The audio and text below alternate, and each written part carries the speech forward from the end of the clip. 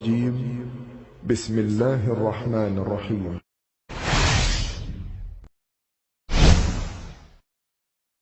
رمضان کا مہینہ اور پیر کا دن تھا۔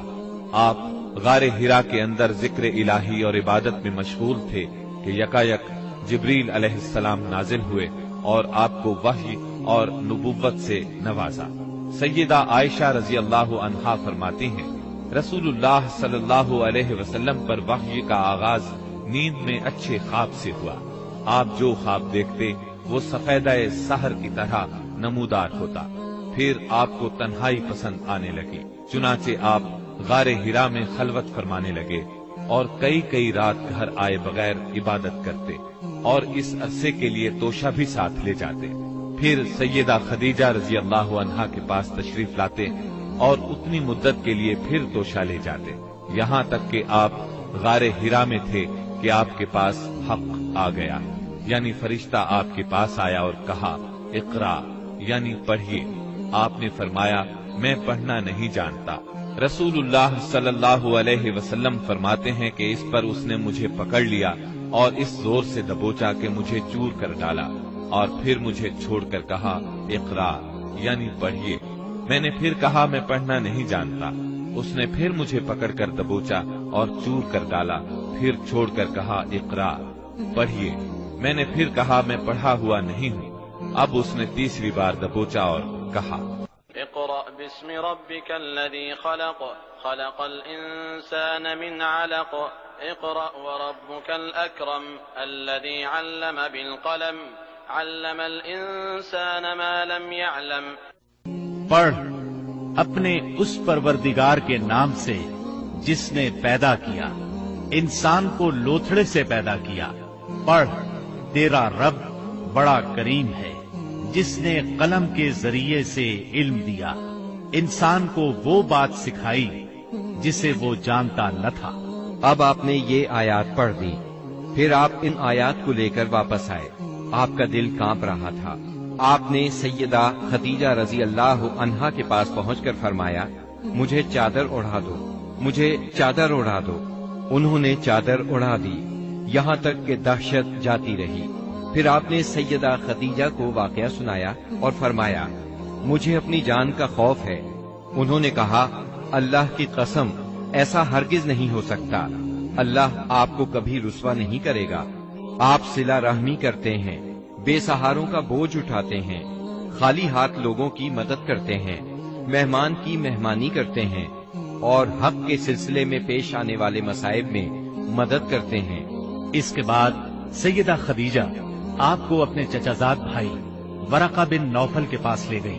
یہ جاہلیت کے دور میں عیسائی ہو گئے تھے، عبرانی لکھنا پڑھنا جانتے تھے اور عبرانی میں انجیل لکھتے تھے۔ اس وقت بوڑھے اور نابینا ہو چکے تھے۔ سیدہ خدیجہ رضی اللہ عنہا نے ان سے کہا بھائی جان آپ اپنے بھتیجے کی بات سنیں۔ ورقہ بن نوفل نے کہا بھتیجے کہو تم کیا کہتے ہو؟ آپ نے جو کچھ دیکھا تھا بیان کر دیا۔ اس پر ورقہ بولے یہ تو وہی فرشتہ ہے جو موسیٰ علیہ السلام پر نازل ہوا تھا۔ کاش میں اس وقت زندہ ہوتا جب آپ کی قوم آپ کو نکال دے گی۔ آپ نے حیران ہو کر فرمایا میری قوم مجھے نکال دے گی؟ ورقہ بن نوفل بولے ہاں، کوئی ایسا آدمی نہیں جو تم جیسا پیغام لایا ہو اور اس سے دشمنی نہ کی گئی ہو، اور اگر میں اس وقت تک زندہ رہا تو تمہاری زبردست مدد کروں گا۔ لیکن اس کے بعد جلد ہی ورقہ بن نوفل فوت ہو گئے اور ادھر وحی کا سلسلہ رک گیا۔ وحی کی بندش سے آپ کو سخت رنج و ملال ہوا، لیکن مصلحت الہی اسی میں تھی، کیونکہ اس طرح خوف جاتا رہا، معاملے کی نوعیت سمجھنے کا موقع ملا اور دوبارہ وحی کی مشقت برداشت کرنے پر طبیعت صرف آمادہ ہی نہیں ہوئی بلکہ ایک گونا شوق اور طلب بھی پیدا ہوئی، اور آپ دوبارہ وحی کا انتظار کرنے لگے۔ ادھر آپ گوشہ نشینی کی بقیہ مدت پوری کرنے کے لیے ورقہ کے پاس سے پلٹ کر دوبارہ غار ہرا میں تشریف لا چکے تھے۔ جب ماہ رمضان ختم ہو گیا اور آپ کی اعتکاف کی مدت پوری ہو گئی تو عادت کے مطابق پہلی شوال کی صبح ہرا سے اتر کر مکہ معظمہ روانہ ہوئے۔ نبی کریم صلی اللہ علیہ وسلم ارشاد فرماتے ہیں میں پہاڑ سے اتر کر میدان میں پہنچا تو مجھے پکارا گیا۔ میں نے دائیں دیکھا، کچھ دکھائی نہ دیا، بائیں دیکھا تو بھی کچھ دکھائی نہ دیا، سامنے دیکھا تو بھی کچھ دکھائی نہ دیا، پھر پیچھے دیکھا تو وہاں بھی کچھ نظر نہ آیا۔ اس کے بعد میں نے سر اوپر اٹھایا تو کیا دیکھتا ہوں کہ جو فرشتہ حرا میں میرے پاس آیا تھا وہی آسمان و زمین کے درمیان موجود ہے۔ یہ دیکھ کر میرا پورا وجود اس کے رعب سے بھر گیا، یہاں تک کہ میں زمین کی طرف جھک گیا۔ پھر میں خدیجہ کے پاس آیا اور کہا، مجھے چادر اڑا دو، مجھے چادر اڑا دو، مجھے کمبل اڑا دو، ٹھنڈے پانی کے چھینٹے مارو۔ انہوں نے کمبل اڑا دیا، ٹھنڈے پانی کے چھینٹے مارے، پھر یہ آیات نازل ہوئی۔ یا ایھا المدثر قم فانذر وربک فکبر وثیابک فطہر والرجز فاہجر۔ اے کمبل پوش، اٹھ اور لوگوں کو ان کی بدعملی کے نتائج سے ڈرا، اپنے رب کی بڑائی بیان کر اور اپنے کپڑے پاک رکھ اور گندگی سے الگ تھلگ رہ۔ بعثت نبوی کے ابتدائی 3 برسوں میں آپ چپکے چپکے تبلیغ کرتے رہے۔ اس دوران میں سیدنا ارقم رضی اللہ عنہ کا گھر اسلامی تحریک کا مرکز بنا۔ یہ گھر کوہ صفا کے دامن میں واقع تھا۔ نمازیں گھروں کے اندر اور پہاڑوں کی گھاٹیوں میں پڑھی جاتی رہی۔ اس تبلیغ کے ذریعے سے چراغ جلتا رہا۔ آپ نے سب سے پہلے ان لوگوں کو تبلیغ فرمائی جن کے آپ کے ساتھ تعلقات تھے۔ آپ کو اپنے ان قریبی ساتھیوں کی طرف سے مایوسی کا سامنا نہیں کرنا پڑا۔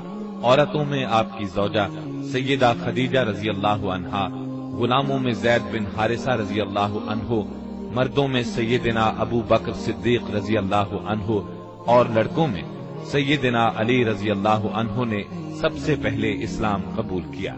خفیہ دعوت و تبلیغ کا یہ سلسلہ قریباً 3 سال تک جاری رہا۔